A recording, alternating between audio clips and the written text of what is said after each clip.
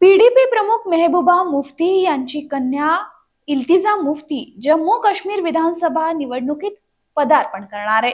इल्तिजा दक्षिण काश्मीर मधील अनंतनाग जिल्ह्यातील कौटुंबिक बालेकिल्ला असलेल्या बिजबेहारा इथून निवडणूक लढवणार आहे। पीडीपीच्या राजकीय घडामोडींमध्ये सक्रिय भूमिका बजावणाऱ्या इल्तिजा या पक्षप्रमुखांच्या मीडिया सल्लागार म्हणून देखील काम करतायत। पीडीपीच्या सूत्रांनी दिलेल्या माहितीनुसार मेहबूबा मुफ्ती आता आपला राजकीय वारसा आपल्या मुलीकडे सोपवण्यासाठी पुढाकार घेत आहेत, असं बोललं जात आहे की मेहबूबा आता मेंटॉरच्या भूमिकेत दिसणार असून यावेळी त्या विधानसभा निवडणूक लढवण्यापासून दूर राहतील।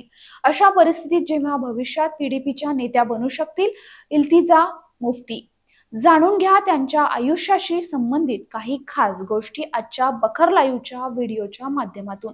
नमस्कार, मी भाग्यश्री आणि आपण पाहत आहात बखर लाईव्ह।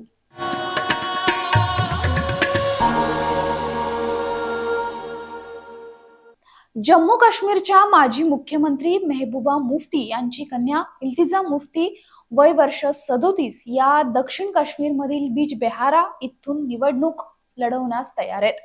सोमवारी ही घोषणा करण्यात आली आहे। आगामी निवडणुकीसाठी पक्षाने जाहीर केलेल्या 8 उमेदवारांच्या यादीत इल्तिजा मुफ्ती यांच्या नावाचाही समावेश आहे। बिजबेहारा हा मुफ्ती कुटुंबाचा पारंपरिक गड मानला जातो।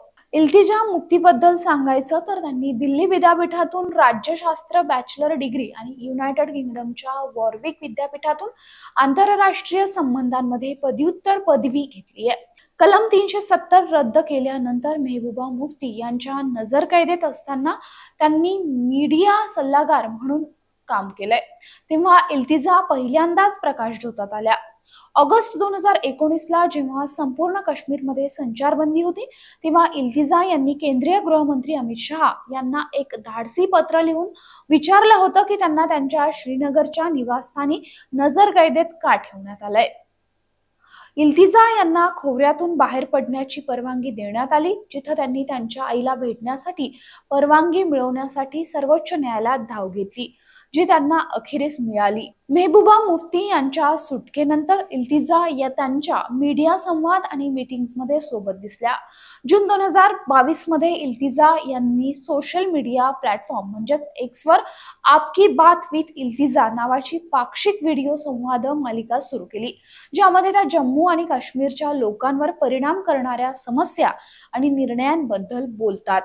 इल्तिजा या 2 बहिणींमध्ये मोठ्या आहेत। त्यांचे वडील जावेद इक्बाल शहा एक व्यापारी आणि कधी काळी नॅशनल कॉन्फरन्सचे नेते होते।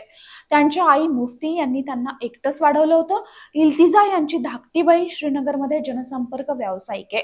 2023 मध्ये इल्तिजा यांनी त्यांच्या पासपोर्टच्या नूतनीकरणावरून अधिकाऱ्यांशी संघर्ष केला। त्यांच्या पासपोर्टची मुदत 2 जानेवारीला संपली होती आणि त्यांनी 8 जून 2022 रोजी नवीन पासपोर्ट मिळवण्यासाठी अर्ज केला होता। निवडणुकीच्या मैदानावर सर्वांचंच लक्ष आहे, मात्र श्रीनगरच्या प्रादेशिक पासपोर्ट कार्यालयानं आरपीओ त्यांना नवीन पासपोर्ट जारी केला नाही। त्यानंतर इल्तिजा यांनी फेब्रुवारी 2023 मध्ये जम्मू काश्मीर उच्च न्यायालयात धाव घेतली आणि पासपोर्ट नूतनीकरणासाठी आरपीओ कडे निर्देशांची मागणी केली। पडताळणीची प्रक्रिया पूर्ण करण्यासाठी त्यांनी पोलीस प्रशासनाला पत्रही दिलं।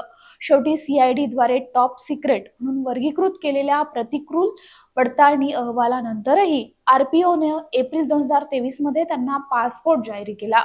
इल्तिजा मुफ्ती यांचा राजकीय प्रवास आता एका नव्या वळणावर आला असून सर्वांच्या नजरा त्यांच्या आगामी निवडणूक पदार्पणाकडे लागल्या आहेत। हा व्हिडिओ जर आवडला असेल तर लाईक करा, शेअर करा, आमच्या चॅनलला सबस्क्राईब करा। तुमच्या प्रतिक्रिया आमच्यासाठी महत्त्वाच्या आहेत, त्यामुळे कमेंट नक्की करा। धन्यवाद।